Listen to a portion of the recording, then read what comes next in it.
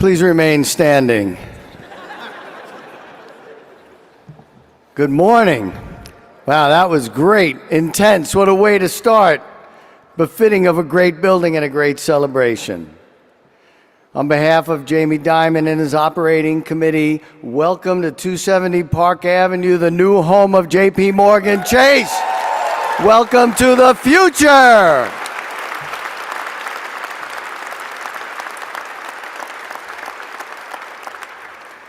We are honored you're here to mark this place and time. Many of you played a vital role in bringing this extraordinary building to life. You've created an environment worthy of our company, its culture, its brand, its people, and this city. And you made it look easy, with grace, skill, and tenacity. That is the mark of the great players. It's a legacy you leave your family, your friends, and this city that is most profound. So, let's begin with a little thanksgiving. Jamie Dimon, our chairman and CEO, whose vision and leadership inspired this project from the very beginning. Our board of directors, whose stewardship has been instrumental.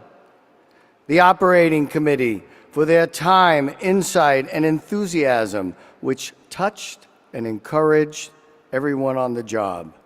Governor Kathy Hochul and our city and state officials here today for your partnership and your commitment to New York City. Lord Norman Foster and his team, whose creativity shaped this iconic tower. To Jerry and Rob Speyer and their team, who provided their expertise and advice on this project.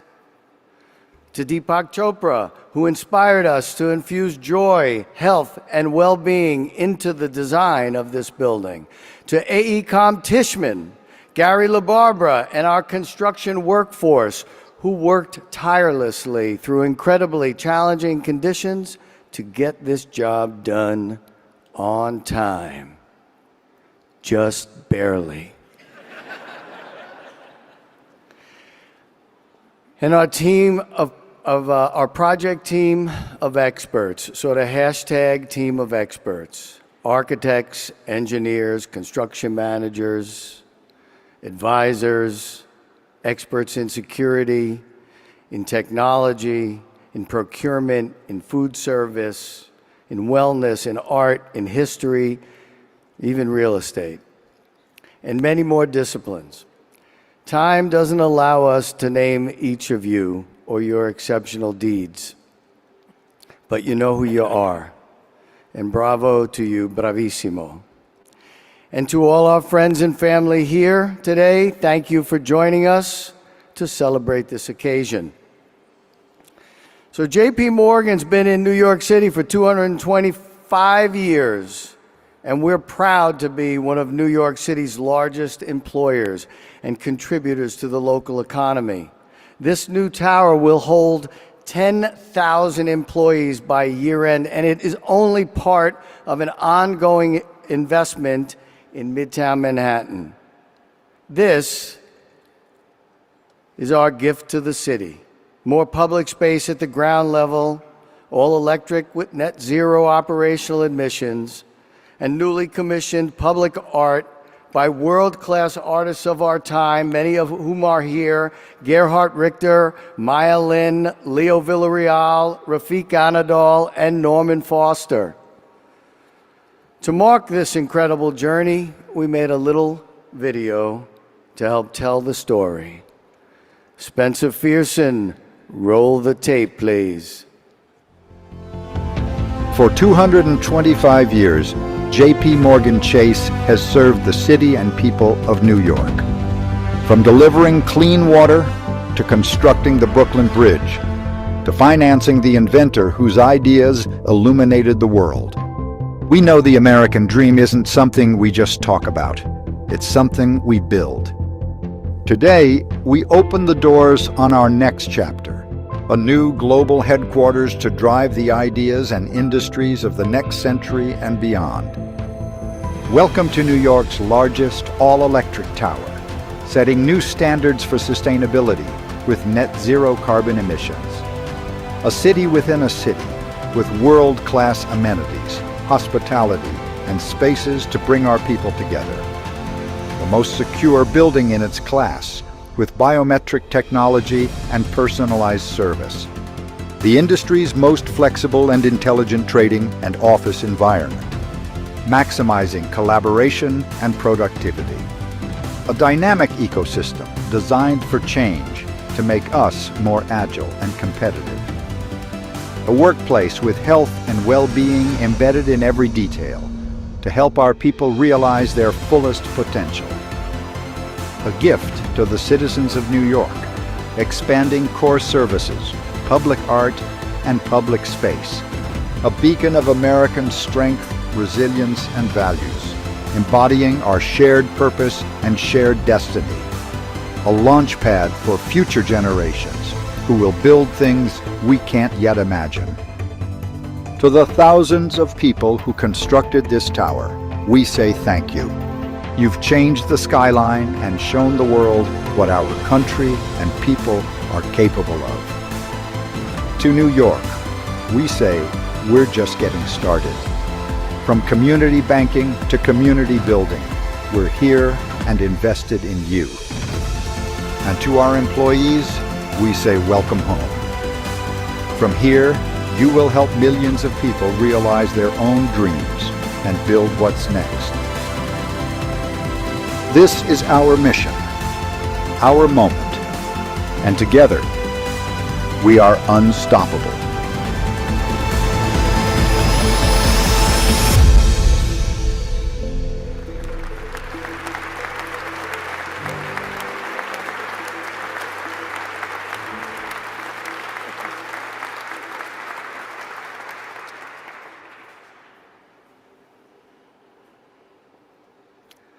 So, the greatest endeavors are spirit-filled. And 270 was both a great endeavor and a spirit-filled campaign.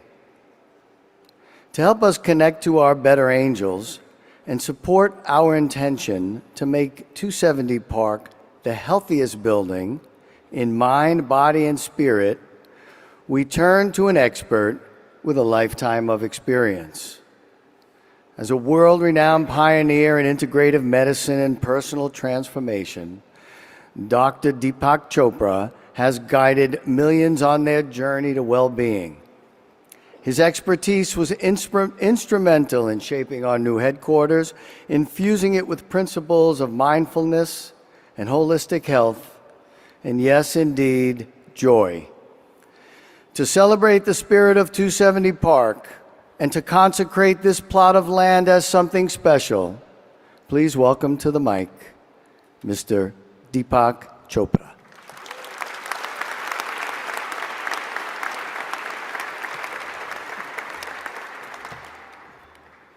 Hello, friends. Please close your eyes.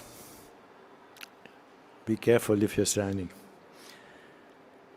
Breathe in. Exhale. Feel the stillness beneath the movement of this city.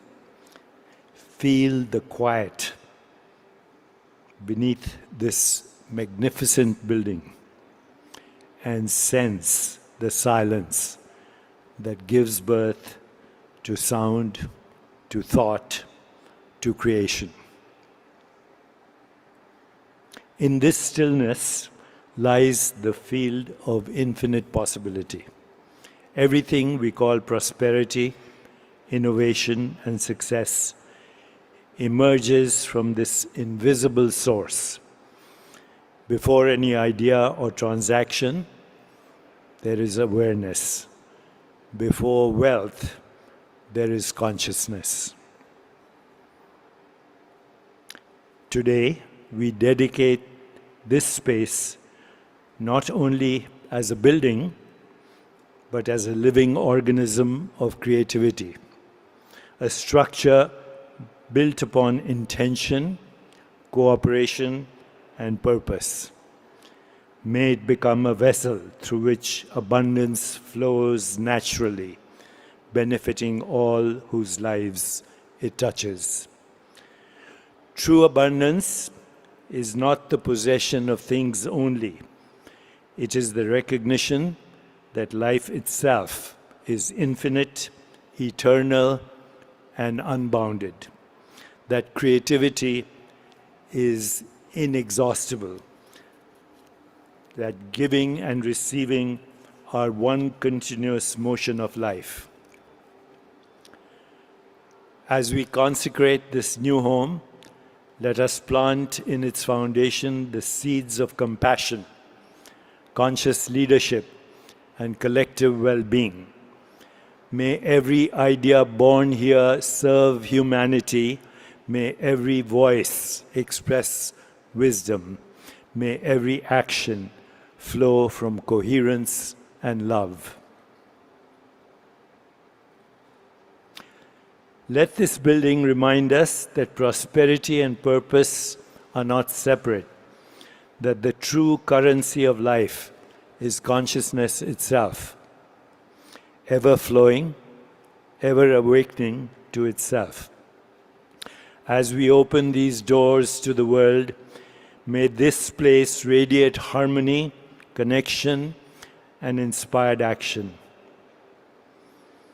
Let us bless all who enter here, that they may know abundance, not as accumulation, but as expansion. Not as profit alone, but as possibility for good. Let us hold this intention together. Abundance is our nature. Consciousness is our foundation. Service is our highest calling.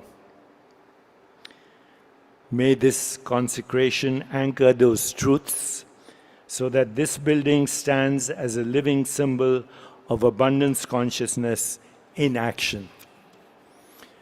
Jamie Dimon has said that he and his organization and this great institution is here to fulfill everyone's dreams everywhere.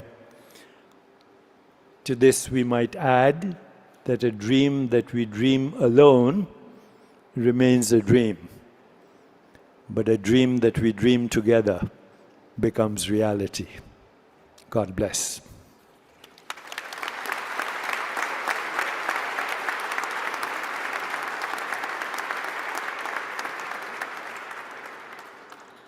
How about that? So projects like these, they are in fact spirit-filled. You just heard that from Deepak. But there were some days we couldn't find Deepak. He was tuning into another frequency.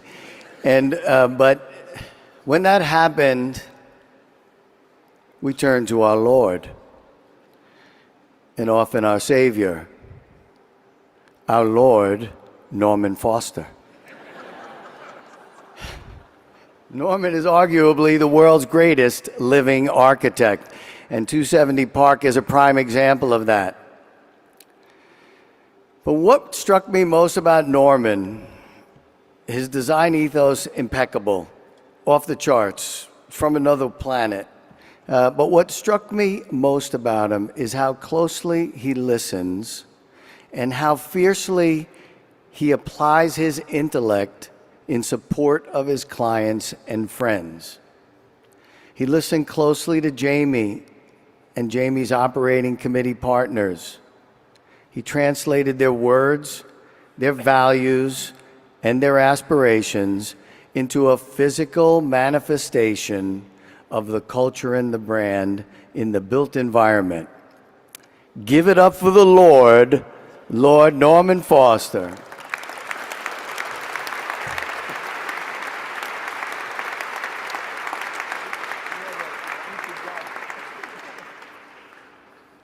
Governor Hochul, ladies and gentlemen, as you've seen, this is a somewhat unusual tower.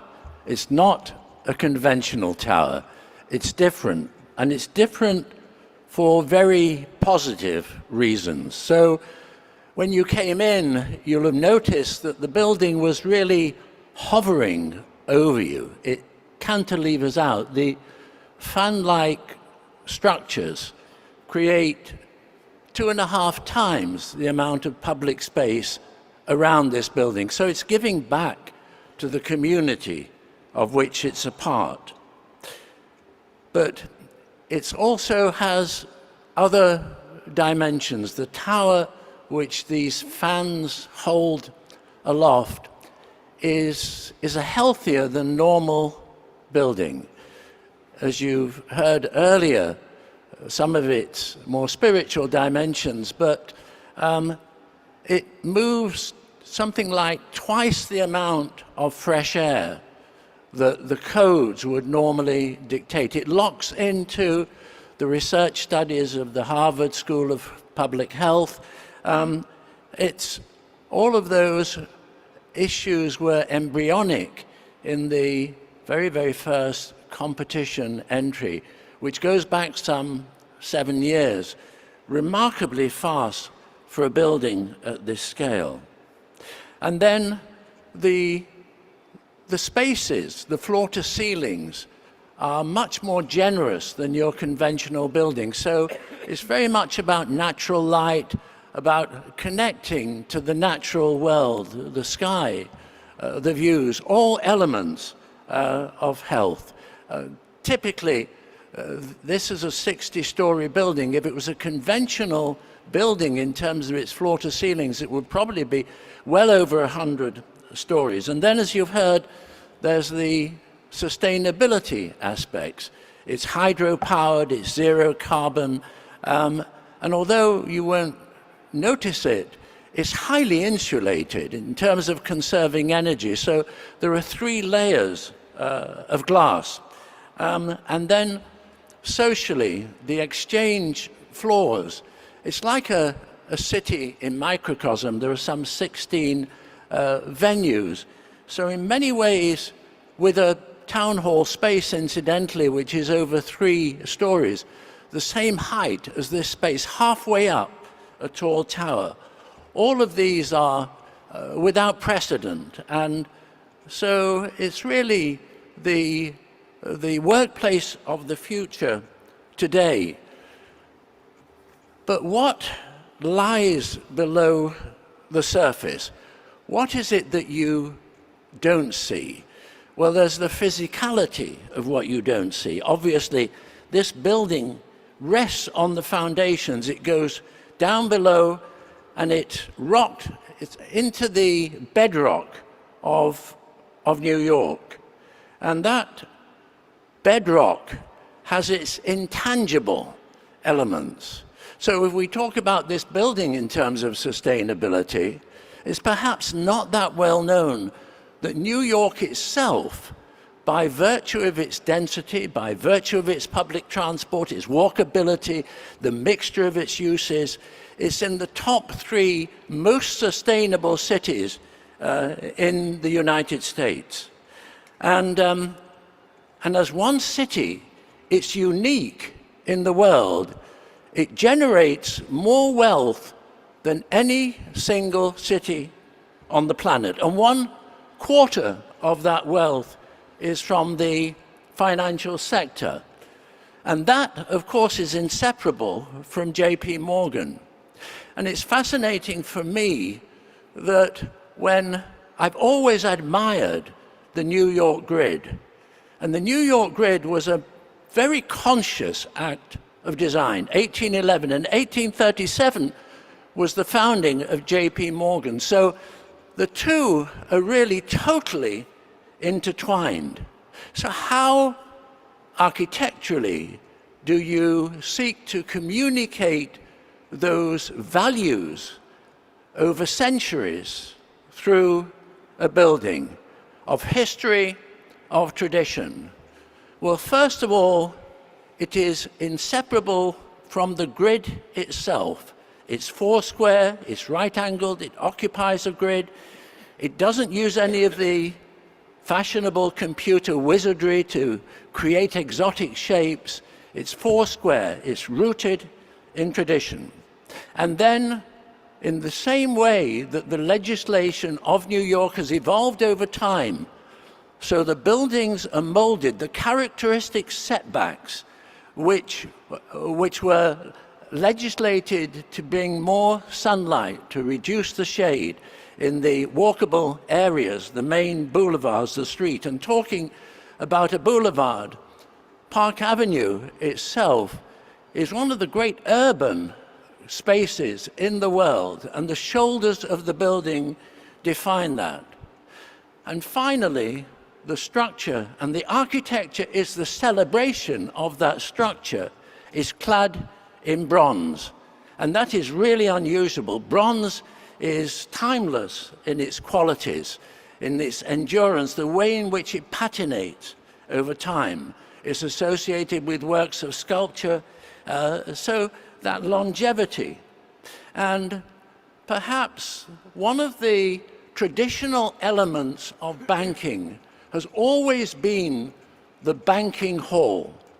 The banking hall which is welcoming, which is generous, and although that, as it were, analog age of the banking hall has been superseded by the electronic world, it is here symbolically, emblematically, of the banking hall. It's associated with that extraordinary tradition. And as we can see, it's one entire city block from Park to Madison, which is handcrafted in very, very few materials: the bronze, the stone, the wood, the glass. And handcrafting is perhaps a reminder that everything here is actually made by hand. And that means really probably hundreds of thousands of people have contributed to this building. The teams within teams, the JPMorgan team, the team of New York at a civic level, the codes, the compliance, the many individuals politically, technically who've been involved, the consultants, the architects, those who've made the building, the many subcontractors. And if I think about my own architect team, then really the architects for this project are Jamie and David Arena. Of course, there are many, many more, but I think of them as the architects, and really this is the occasion to pay tribute to everybody who's contributed to this extraordinary enterprise. Thank you.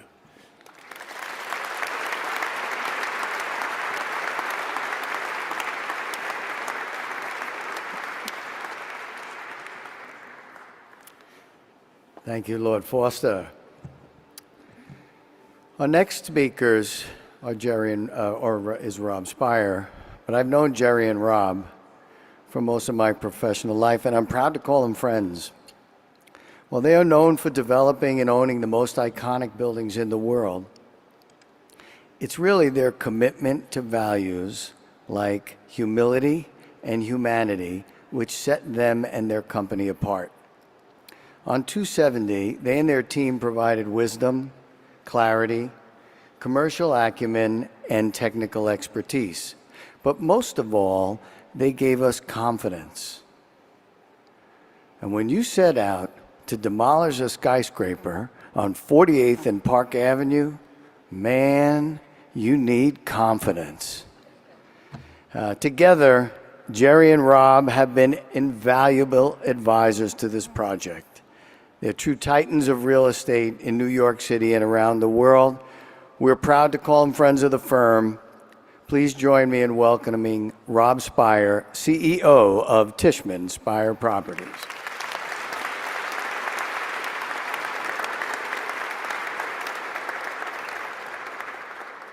Thank you, David. As a developer, a partner, and a human being, you're the very best. Wow. It's actually remarkable that we're here today. Who remembers 2021? When people were questioning the future of office, questioning the future of New York City. At that moment of total uncertainty, JPMorgan, really you, Jamie, demonstrated tremendous courage and leadership. By moving forward with 270 Park, you sent the world a message that you believe in New York, that the city is resilient, that we have a great future, and that JPMorgan is leading the way. It was a bold statement and the very definition of civic leadership. So as someone who cares very deeply about New York City, Jamie, thank you.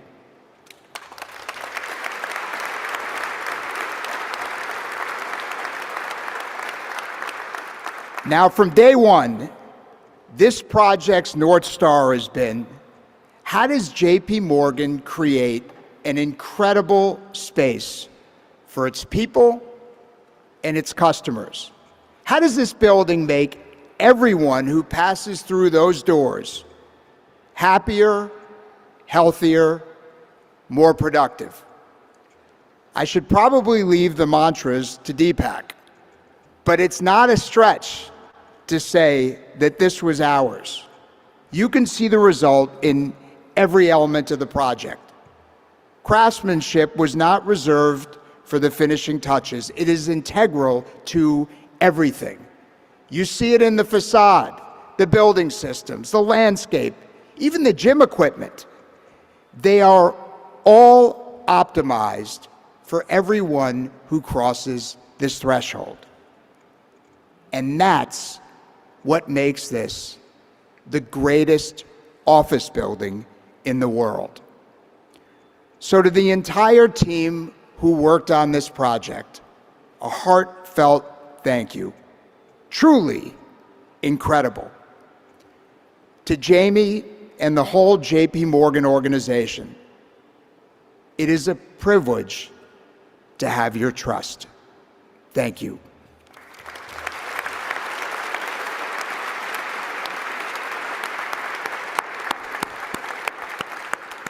Thank you, Rob. You guys getting tired? No? Okay. You can sit down now. No. Oh, I'm sorry, no chairs. Great cities are built by public and private partnerships. 270 is a good example. 270, in fact, was made possible by a change to the East Midtown zoning, which was sponsored by Mayor Bloomberg some 20 years ago or so. And we were the first to fully use the legislative change. It was a policy change that was great and is great for charitable organizations, property owners, and the citizens of New York City. And it proved that great things could still be done in cities when people cooperate towards a common good. We also want to thank the governor and Janno Lieber and the MTA for their partnership on two significant pieces of public-private collaboration. So as Norman said before, this building is built above, but more importantly, through an active trainway and a brand new concourse which attaches Grand Central to the Long Island Railroad. And when we proposed, Jamie said, well, build it right here on this corner. So when we proposed this to the governor and to the MTA, they were just finishing the concourse in the basement after 11 years of hard work attaching Grand Central to Queens underneath the East River. And we said, listen, all we need are 6 months. We're going to demolish the concourse. We're going to stop the trains, and then we'll put it all back together, all the wires, all the fiber optics, etc. We promise. And in fact, because of their wisdom and because of good public and private partnership, they did it. And we are all the better for it, and I think we delivered on our part of the bargain, and they delivered on theirs. Currently, together, we are fixing the viaduct. The viaduct, for those of you who don't know, is the bridge that is actually Park Avenue. Park Avenue is built on a viaduct. It's been there for sitting out in the rain. Nobody's taking care of it. Together, we are rebuilding it. We're rebuilding the future of New York City. And that is what public and private cooperation is all about. So it is my honor to introduce the 57th Governor of New York State, Kathy Hochul.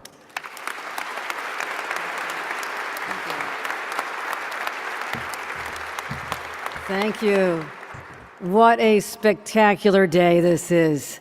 I could not be prouder to be a New Yorker or governor at this moment in history, because I believe that future generations will look back at this time and say, yes, despite a global pandemic that brought other cities to its knees, we came roaring back.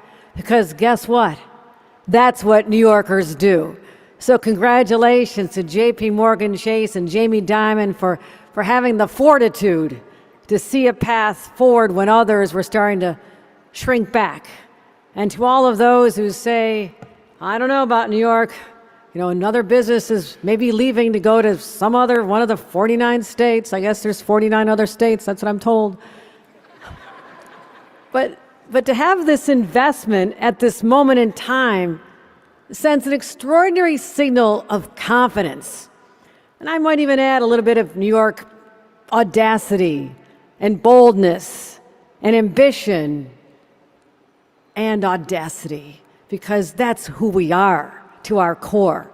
So when others say, well, financial services, I'm not sure what's the future, this is the future, my friends. We are living the future in this moment. And relish that, feel the energy. If we're going to go by here and say, what the hell, I'm sorry, what happened here? Mother, forgive me, the job has done this to me.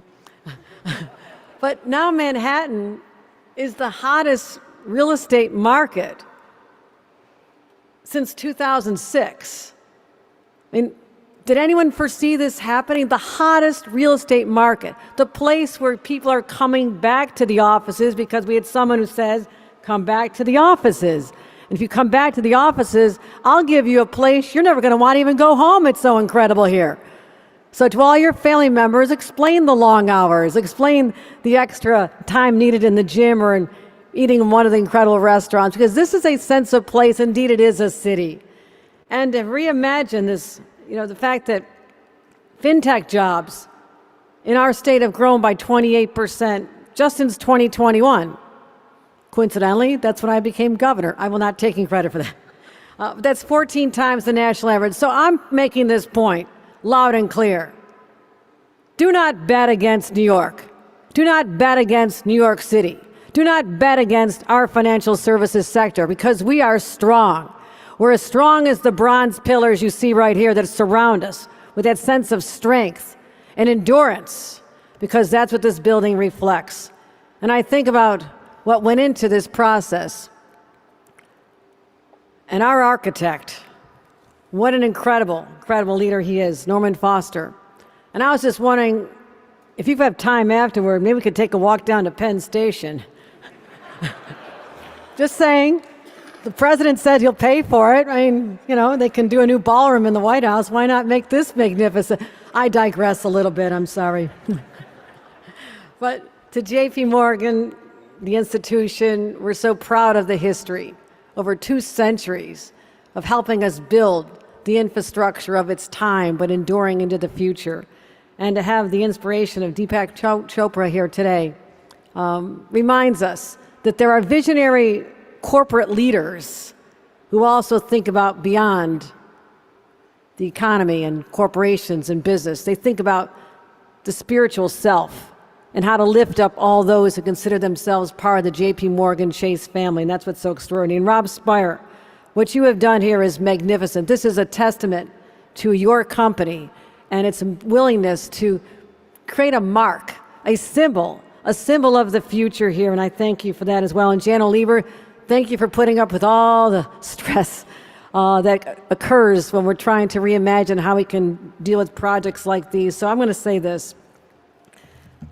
Anytime you feel you need inspiration, you're just turning on the news and watching your social media feeds and saying, When will it ever stop? These days are so dark and depressing, and what is happening from Washington to here?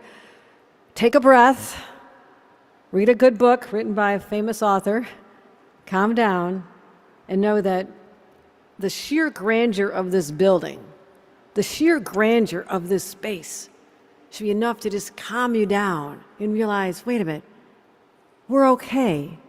Because we're New Yorkers, nothing ever, ever, ever can keep us down because we always rise up. It is our way. So embrace that sense of being a New Yorker because everybody else is envious of what we have right here, right now. Be reminded there's no place on earth that has the daring and the boldness to do what we just did here. But you were part of this story. And to Gary LaBarbera and to all the 10,000 men and women who came out here in rain and shine, we saw them working day in and day out. They can come by here with their children and grandchildren and say, I helped make this building. And it's going to be here long after any of us.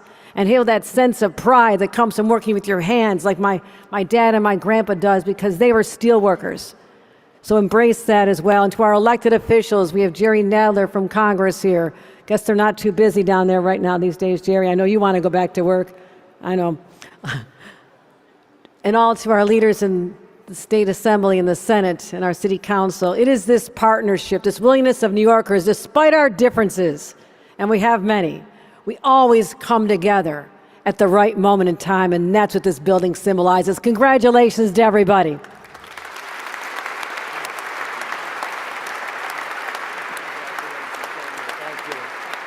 Thank you, Governor Hochul. Who'd bet on New York? Well, I'll tell you one guy who'd bet on New York. He's sitting right here to my left side. He made a big bet. It's a privilege to introduce our host for today's event, the visionary leader behind 270 Park Avenue and JPMorgan Chase. If you know Jamie, he doesn't like preamble. Like if you come to a meeting, don't do this. Definitely don't do what I'm doing right now. So he's probably not enjoying this, but he deserves it a little bit on this day. You know, he has a job running the world's preeminent bank. The world's preeminent bank. The building of this building was significant to us, but to him it's small in his achievements. But it's so big for us and big for New York City. Yet he was generous with his time and effort. He was fully present for every major decision. We have the greatest spirit-filled person on this stage, Deepak Chopra. Jamie was the spirit that illuminated the building. We have the greatest architect in the world on the stage. Jamie was the de facto architect. We have the greatest developers on the stage, and Jamie was and is the de facto developer. As Rob said, he was courageous. He had the conviction to continue despite obstacles like the pandemic, and there were more. And more importantly, his courage is contagious. I'm usually scared of everything, but he inspired the team to be fearless. And that's what he does to a crowd like this. He inspires you to be fearless and make you believe you can do anything. And when you think you could do anything, look what you can do. He's selfless. For a man in his position, selfless. He made egoless decisions. First, taking on a project big and audacious when he didn't have to. He didn't have to move. He was comfortable where he was. But he took on this project for the right reasons. Second, he made it clear from the beginning, and he made it clear this was not about him. He didn't want it to be about him. It's about the future of this firm, the future of this city, and the future of America. And immediately, he astutely got his talented operating committee involved and assigned each one of them a separate component of the building to shepherd and complete. Like DeWitt Clinton and Teddy Roosevelt, who led at inflection points in the city's history, he gave this city back a little swagger. And you know, He has great real estate instincts. If the banking thing doesn't pan out, he'd make a great developer. Please, welcome to the stage, a patriot, the greatest CEO of the modern age, Mr. Jamie Dimon.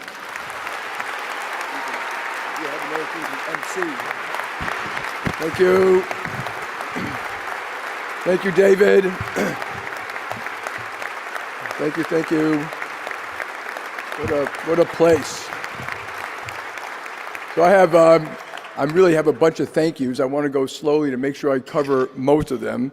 I'm going to start with my board of directors. They're here.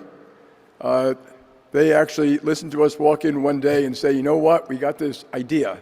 We're going to tear down an office tower, go 400 feet below, and build a new one on top. We have to buy air rights. It's going to take 6 years. It costs $4 billion. But they said, okay. But it's also emblematic that they support investment, which we make enormous investments, whether it's technology or data centers or buildings, to support our people and to support our clients. So my hat's off to the board of directors. I want to thank, obviously, Deepak for spiritual. That's true. We all have, that's what drives a lot of us, having purpose in life and trying to make the world a better place. And so thank you for what you did to help. I want to help Norman Foster. His wife is here. I saw Nigel back there, Vishan up there, and all these teams that met consistently all the time and going over and over some of the details on what we need to do to build this unbelievable building. Norman knows that I visited with the teams, a lot of your buildings around the world to see what they were and how we can, adopt some of the great things that other companies have done in their buildings. So my hat's off to Norman and the team. I want to thank the Speyers. I've known them a long time. I have enormous respect for them. This is not typical for them. They normally don't work on someone else's project, but I kind of begged. I wanted people we know and we trust, and both Jerry and his son Rob are leaders in the city, delightful to be with, came to all these meetings. Everyone had opinions about what we should do different, and I think it was the labor love that made it the best it could possibly be. Where's Gary LaBarbera? There's Gary LaBarbera. Raise your hand. He represented, I think it was 40 unions or 43 unions. 8,000 people worked on this building, including tearing it down, rebuilding it through COVID. You guys went back to work a week or two after COVID. And we gave a barbecue for a lot of the people who worked here and their families right out here a month or two ago to thank them. And boy, did they do, if you walk through this building, the workmanship, the work ethic, and if you came down here Saturday night or Sunday night, there were people getting things done so we could meet budgets and timetables, and it was exceptional. So Gary, thank you for all the people you represented on these jobs. They also do a tremendous amount of training. So we saw a lot of people here also getting trained properly. I want to thank the governor and Mayor Adams, who's not here, Councilman Keith Powers, who is, because it was collaboration. Every step of the way, governments couldn't stop that, but I think we all know that collaborating, you create beautiful structures, you create jobs, you get things done, you train kids, you hire people, and you make yourselves proud of what you build in your city. And I want to thank the governor and also for being here. So thank you. I want to thank David, and who you know, and Jim Shea, raise your hand over there, who really ran the project.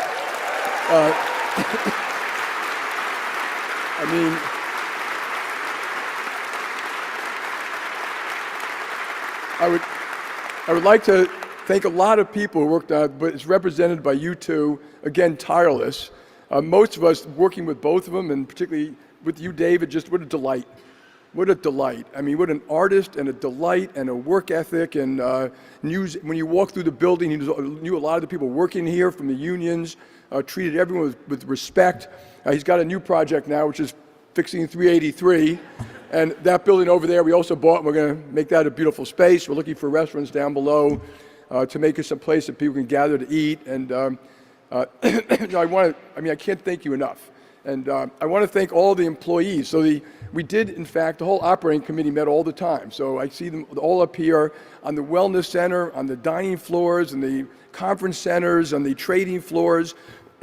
And so thank you to the operating committee who just did an exceptional job. I think for all of us, it was kind of a labor of love. It was a little scary because we weren't used to doing that. We basically move paper and money. We're not used to it. So when I say it's a physical labor of love, it was. And now you have something that's permanent, will be here, for 50 or 100 years. And so thank you to the operating committee. And then I want to thank the employees. There's nothing more important than the employees of a company. They're the ones there are 8 trading floors above you, full city blocks. They buy and sell $2 trillion a day of securities. Our company lends $4.5 trillion a year to, or raises capital of clients around the world. In New York City, we have 25,000 employees, 300 branches. I think we bank, I forgot the number, 3 million consumers out of those branches, 1 million small businesses. So we are part of the city in every city. I grew up in Jackson Heights, Queens. We actually did a bus trip there recently.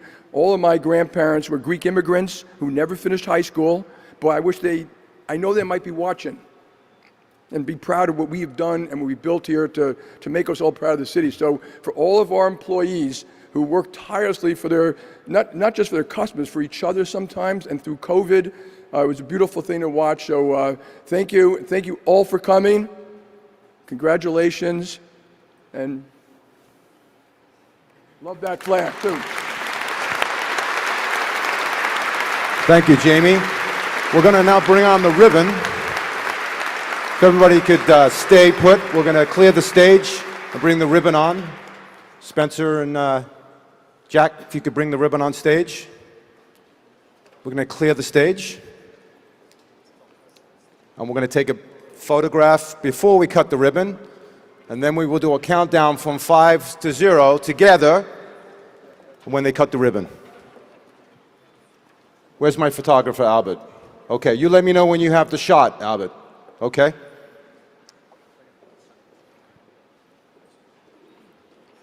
Can we move the podium, please? Thank you, sir.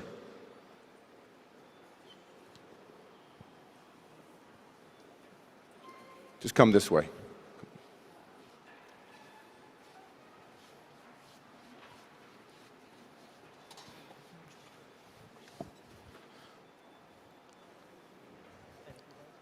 Okay, Jamie, don't cut it yet.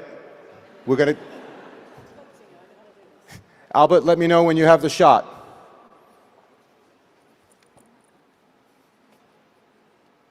You have it? Okay, we're going to count down from 5 to 1. 5, 4, together. 3, 2, 1. Woo!